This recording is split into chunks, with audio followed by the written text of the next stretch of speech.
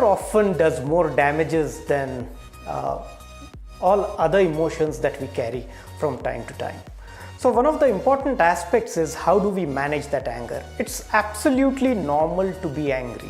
First and foremost, do not feel guilty that you have become angry.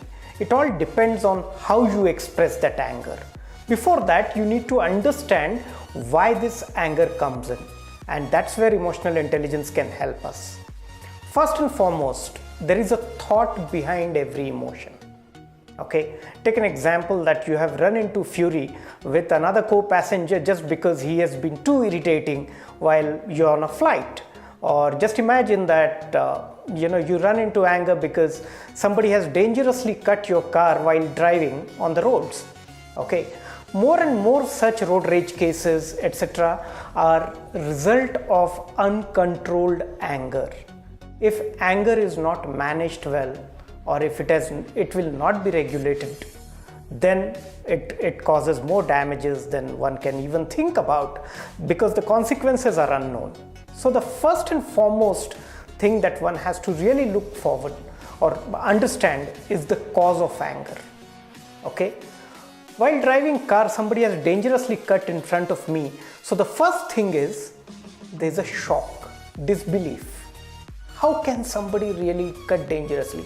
Is it really going to kill me, or it will damage my car? And if it damages my car, who's going to pay the expenses? So on and so forth.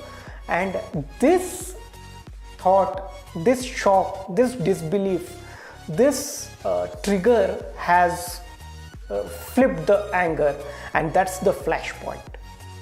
Now imagine in such a situation you've hurled abuses to the fellow driver, or you've just had some argument, physical fight. The consequences is the police might come in and they might ask for your license, and then all other police proceedings can happen. But at this point of time, if you understood that this is because of the anxiety that you're carrying in, that something might happen to me, you would be able to regulate it better. So first and foremost, the moment you are getting angry, identify the flashpoint. Once you've identified the flashpoint, go to the thought behind it. Is it anxiety? Is it irritation? Is it frustration? Is it something else? Or many times in your subconscious mind, there are chances that you might have got angry because of some external circumstances which are not in your control. First, visit that thought. Take a pause before you address. Then address that cause or thought. Anxiety because I felt that my car is going to be hit and I might not be able to survive in that car accident. Now that's the cause of the accident. That's the cause of the anger, irritation. So often our emotions come blended. Anger is one emotion that comes in a blended manner. That's because my anxiety gave way to my irritation. Irritation gave way to me being shocked. That gave way to disbelief, and the result was I lost my control. And that is where I hurled abuses. In turn, the other person hurled abuses.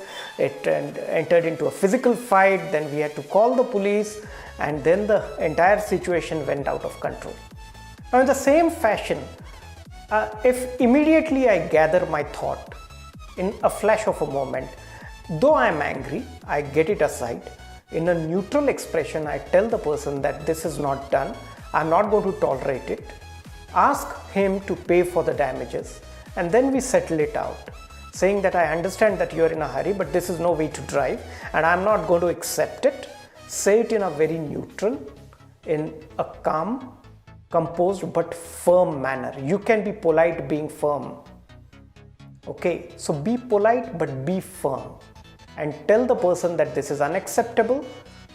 Tell him what you feel, and then address that feeling, and that is where it all comes. So always think of the consequences and the impact beforehand, before you vent out that anger. This is the first thing. Imagine that you're getting angry on somebody who's more powerful than you. or you're in a meeting where one colleague takes the entire credit of the research or the hard work that you have put in, and then you are at a standstill. You say, what? Was it something that you did? I guess it's me who's done it.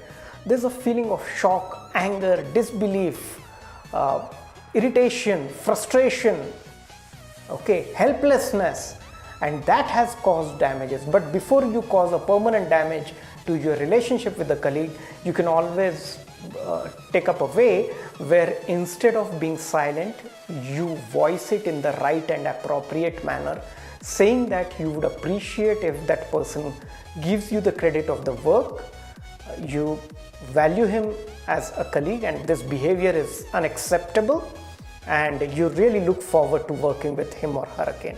So first, identify the cause. B, ascertain the impact that it's going to create on you. C, regulate and work towards the impact that you want. Automatically you'll be able to manage that anger. This is where self-awareness, self-regulation and motivation, these three skills of emotional intelligence would work. Thank you very much.